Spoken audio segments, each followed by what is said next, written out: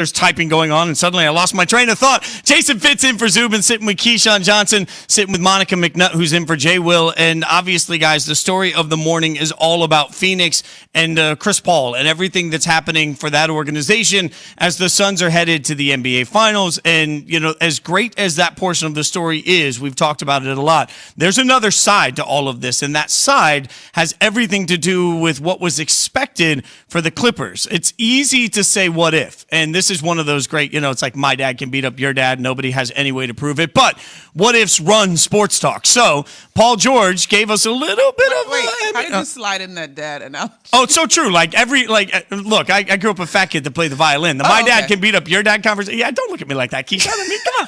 Like I grew up a fat kid that played the violin. I'm skinny now. Don't be mad. I didn't say anything. Yeah, you gave me the look. Like he has a look. He has this. Like he just sort of like. What? It's like one eye goes to the side, and he's like, what am I doing with my morning? I don't know that I ever vouched for my dad beating up anybody else's dad. Oh, my dad could never beat. My dad was scrawny. So, you know. See, there you go. Why you do that this morning? Go ahead. Wait, I don't. No, we're not doing that. Go ahead, Fitz. We're not discussing that. I'm just telling you, I don't know my dad. I don't know him. Okay, Fitz, congratulations. Well, continue. I do know my dad, and he couldn't beat anybody else. Never met him. Y'all got dads. Anything else you want to talk about? I hate that you went there. Go ahead. All right. No. I was giving Key a little bit of time. Like, you need a second here? Like, okay. I don't know my dad and don't want to know him. Okay. All right. It's too late now. All right. Look, Fitz. Why would I want to know him? I'm at the top. I'm good now. That is. And Can I bring like on Fridays I should put a sticker and Monica. Wait. I'm gonna be here tomorrow too. Why don't I get a sticker? Monica and Fitz. I mean, I want a sticker. It's a fat kid with the violin. Yeah. And now we're sitting side by side on ESPN. We are equivalent. Yeah, just remember, we're on the same bus, buddy. Like, we're on the same gig, bro. Same gig. All right. We are not equivalent. There's no doubt about that. There's just so many. We bring ice to parties. Yeah, we bring ice to parties. Hate to take y'all behind the curtain, but no, I'm not bringing ice to parties. You know what, Monica? If you have a party, I'm bringing ice. I bring chips and the plastic. Oh, chips, like good chips or bad chips? Like. Because I'm going value chips. Like, I grew up with nothing, so I'm going value chips. I will at least get the name brand. No off-brand. No Wise. I'm coming with the Lay's assorted. And you know my favorite, late July, if we're doing any endorsements. Late July Tostitos.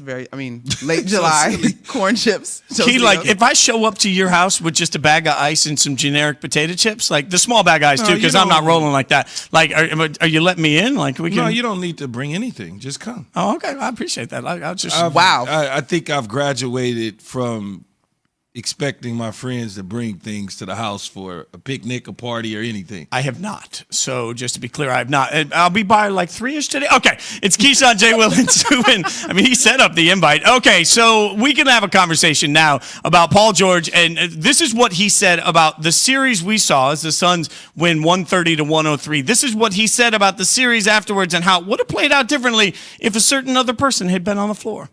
There's no excuses.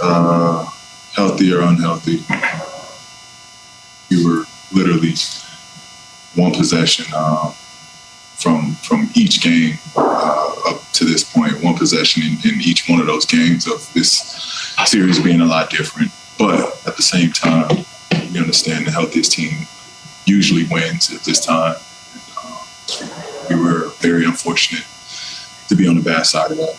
And pointing out that the series would be different if Kawhi was healthy. By the way, it's Keyshawn, Jay Will, and Zubin coming to you live from the Seaport District at Pier 17, brought to you by Chase. So, Monica, when you hear that, he says no excuses. But, you know, there is a real conversation to have about what was expected from the Clippers and whether or not this entire thing at this point has been a success or a failure. Where are you on that? All right. It was a successful season in that how many teams get this far, right? You're one of 4 teams standing. It was not a successful season in the super team era because you bring a squad together to win and contend for a finals, right?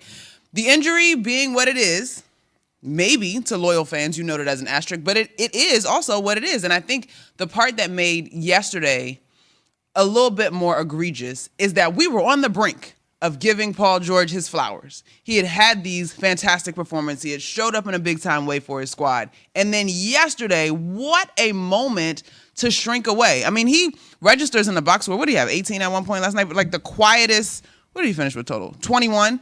the quietest 21 when his team needed more of that guy that has shown up and given 40 at different points. And so I think you got to chalk this one up to a failure with the goal that the understanding for the Clippers was switch coaches. That was the piece that we needed to change, and they didn't get there. Now, whether you want to blame it on the injury or not, ultimately they didn't get there. So, sorry, doesn't count. Key? I would say this, Fitz. I would say that it's certainly a disappointment. It's a failure. Second year in a row. Last year, the bubble. They got, they had a 3-1 lead and surrendered that and got sent home. Kawhi gets hurt this year. It's part of it. People get injured. People get hurt. You can look at Trae Young. He got hurt. They figured out how to answer the call in Atlanta and even a score 2-2. The Clippers figured out how to get the 3-2 because Paul George had an amazing night where he only scored 21 points. Last night, at once upon a time, he had 18, like Monica said, but he didn't give enough. Mm-hmm. We didn't go out and acquire, and I say we as if I'm in the front office, not a Clipper fan, because I'm not. Please clarify. Let the record show. Very clear. Oh, my gosh. That the Clippers didn't go out and acquire PG with all the draft picks the capital that they had to give up to bring him there, along with Kawhi, to be put in this situation where we're having a conversation about the Clippers and their exit again. Now, in all fairness, for Clipper fans, they can be happy that they got out of the second round. They can be happy with that, okay?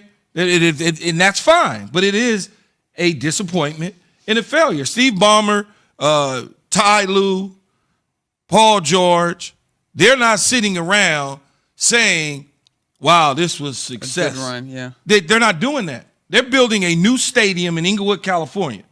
They're looking to hang a banner in that stadium before it's built. And I think go ahead, Monica. Here's the other issue when you have this conversation about them being successful. Go. I was going to say, because in the end, it's unlike the Brooklyn Nets, who failed at winning a championship this year. They assembled three guys at different times, right? KD didn't play last year. Kyrie missed part of last year. Then you fast forward to this year. They got hit with injuries. Then they brought in James Harden when he was coming from Houston in a fat man suit. So he was out of shape a little bit. It was towels and heating pads, everybody.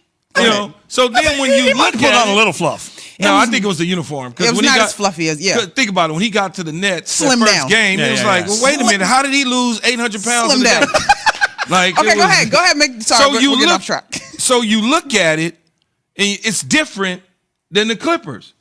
Now, next year for the Nets, if they don't win it, it will be a failed experience. Okay, and so on that note, if we're going to use the Nets as an example, that squad healthy is far and away the favorite. Things happen differently for them if they are healthy, obviously, this year, but they're not complaining, whatever, move on. The thing for me with the Clippers is the West is getting more challenging.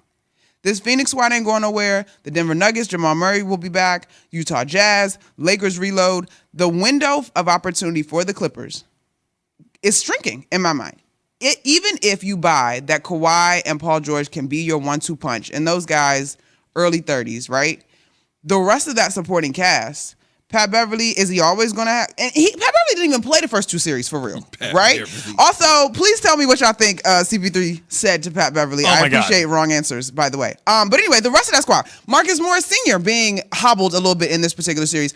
To me, the window for the Clippers is getting smaller every single day. And so it's really hard to find this season as a success. I'll say quickly that a little context always matters to these conversations. And to use a music example, there was a show called Making the Band years ago. And P. Diddy had a band out there that was Day 26. And they have some great songs. Day 26, their record debuted at number 1. And they almost immediately lost their record deal.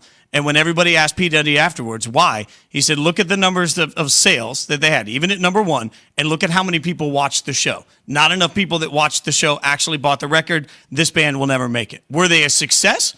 Yeah, for most bands, they were far more successful than most will ever be. Were they the level of success that they needed to be? No. And as a result, unfortunately, they're labeled a failure. This is the same sort of thing. Expectation was too high from the outset to make it happen. I'm going to go find my playlist with some Day 26 Oh, man, songs now. that record was fire, by the way. They were a good group. Why are you doing that? I don't know the group. I know. okay. They had some good songs. They were All right, good in it's my Bobby era. Bonilla Day in Major League Baseball, but he's not the only guy getting a big day or only person having a big day. We'll explain that next. KJZ on ESPN Radio and ESPN News.